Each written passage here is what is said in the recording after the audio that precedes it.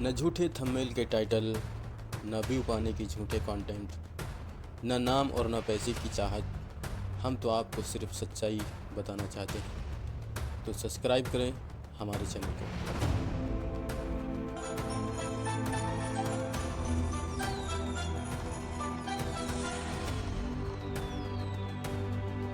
بسم اللہ الرحمن الرحیم۔ اس ویڈیو کا عنوان ہے حضرت جی مولانا سعد صاحب سے دشمنی کی وجہ اور کس کس نے دشمنی کیا ہے، اور ہمارے بھولے بھالے مسلمان اس دھوکے میں پڑ کر ان سے بدظن ہوئے، بدگمان ہوئے، ان کے خلاف زبان درازی کی۔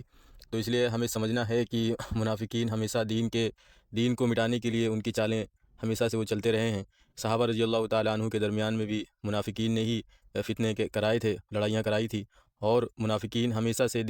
جس سے دین کا فائدہ ہونے والا ہوگا اس شخصیت کو ہمیشہ وہ ٹارگٹ بنائیں گے، بڑے بڑے علماء ہوں یا ہمارے بڑے ادارے ہوں، سب منافقین سب میں لگے ہوئے ہیں، اور وہ پیچھے دعوت و تبلیغ میں پیچھے 80 سالوں سے وہ لگے ہوئے ہیں، اور انہوں نے دیکھا منافقین نے کہ دعوت و تبلیغ کا کام دنیا میں تیزی سے پھیل رہا ہے، ان قریب ہے کہ جو یہ دعوت تبلیغ جو ہے پھر سے پوری دنیا پر اسلامک پرچم لہرائے گا۔ تو اس لیے انہوں نے دعوت تبلیغ کو ختم کرنے کے لیے بہت ساری پلاننگیں کی، جس میں سے ایک یہ ہے کہ انہوں نے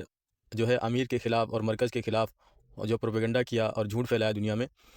اور انہوں نے دیکھا کہ جو ہے کچھ لوگ حضرت جی مولانا صاحب سے حسد رکھتے ہیں، ان کو یوز کیا، اور کچھ لوگ ایسے تھے جو دنیا کمانے کے لیے تبلیغ کے کام کو یوز کر رہے تھے کہ جو ہے دنیا میں سفر کرتے، وہاں سے مال لے کر آتے، گولڈ سونا لے کے آتے، ڈائمنڈ لے کے آتے، اور جو ہے اس کی تجارت کرتے۔ کچھ حاسدین کو انہوں نے شکار بنایا، اور کچھ دنیا جو اس کام میں دنیا کمانے کے لیے اس کام کو یوز کر رہے تھے، کیونکہ مولانا صاحب اس منع کرتے تھے کہ دیکھو دعوت کا کام صرف اللہ کے لیے کرو، قربانی دو، اس کے پیچھے دنیا مت کماؤ۔ تو وہ لوگ جو ہے مولانا صاحب سے دشمنی کرتے تھے جو دنیا کما رہے تھے۔ تو دو طبقے یہ ہو گئے، جو حسد کرنے والے اور دنیا کمانے والے۔ تیسرے تھے منمانی کرنے والے، کہ جو ہے دعوت تبلیغ میں لگ کر منمانی کرتے تھے، سنت و سیرت پر وہ آنا نہیں چاہتے تھے، تو اس لیے ان کو بھی حسد تھی مولانا صاحب سے۔ تو کیونکہ حضرت جی مولانا صاحب ہمیشہ سے یہ فرما رہے ہیں کہ جو ہے دعوت تبلیغ کا کام سیرت کے طریقے پر آئے، سنت طریقے پر آئے، ہر عمل سنت پر آئے۔ تو یہ ایسے طبقے تھے جنہوں نے مولانا صاحب کے خلاف پروپیگنڈا کیا، منافقین نے ان تینوں کو یوز کیا۔ اور چوتھا طبقہ وہ تھا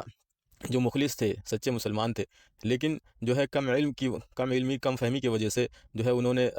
صحیح کو غلط سمجھا، کہ جو ہے جیسے پہلے کام چل رہا تھا ویسے ہی چلنا چاہیے، اور اس میں تغیر نہیں ہونا چاہیے، کیونکہ مولانا الیاس رحمۃ اللہ علیہ فرماتے تھے ہم اس کام سے پھر سے مسلمانوں کو صحابہ کے نہج پر لانا چاہتے ہیں، صحابہ کی طرح قربانی پر لانا چاہتے ہیں۔ تو کیونکہ کام جو شروع ہوا دھیرے دھیرے ہی آگے کام کو بڑھانا ہوتا ہے، جیسے جیسے تقاضے آئیں گے، جیسے جیسے امت میں استطاعت پیدا ہوگا، ویسے اس کو کام دیا جائے گا۔ یہ اللہ کی سنت ہے، ہمارے نبی کی سنت یہی ہے کہ ایک دم سے سارا دین نہیں دیا گیا، دھیرے دھیرے آگے بڑھایا گیا امت کو۔ تو یہ 3-4 طبقے ایسے تھے جنہوں نے حضرت جی مولانا صاحب سے دشمنی کی اور کام کو نقصان پہنچانے کی کوشش کی، لیکن اللہ نے حفاظت کی۔ آج ان 10 سالوں میں 8-10 سالوں میں 40-50 ہزار علماء جو ہے سال لگا چکے ہیں حضرت جی مولانا صاحب کو امیر مانتے ہوئے۔ تو اللہ پاک نے دعوت کی حفاظت کی، اور جو پیچھے 80 سالوں میں کام نہیں ہوا تھا، الحمدللہ جو ہے یہ 8-10 سالوں میں اتنا کام ہوا ہے۔ الحمدللہ 99% دنیا کے سارے لوگ مرکز نظام الدین کی طرف ہیں، مولانا صاحب کو حق مانتے ہیں، صحیح مانتے ہیں، جانتے ہیں، اور کام کر رہے ہیں۔ الحمدللہ اللہ نے اس فتنے کو ختم فرما دیا، سورائی فتنے کو، اور جو ہے اللہ نے حفاظت فرمائی، اور کام کی حفاظت فرمائی، کام کرنے کے لیے حفاظت فرمائی۔ تو میرے بھائی دوستو، ہمیں اس بات کو سمجھنا ہے، لوگوں کو سمجھانا ہے، کسی کو برا کہنا، ٹارگٹ کرنا ہمارا مقصد نہیں ہے، اور نہ ہی کسی کے خلاف ہمیں بولنا چاہیے، بس حق کے ساتھ ہونا چاہیے، صحیح اور غلط کو سمجھنا چاہیے، باطل کے شکار ہونے سے ہمیں بچنا چاہیے۔ اگر ہم صحیح نہیں سمجھیں گے، باطل ہمیں اپنا شکار بنا کر دین کو نقصان پہنچائے گا۔ اس لیے میرے بھائی دوستو، دعوت کا کام عبادت کے ساتھ ساتھ حفاظت کی بھی جو اسباب اللہ نے دیے ہیں اس کو بھی ہمیں سمجھنا چاہیے۔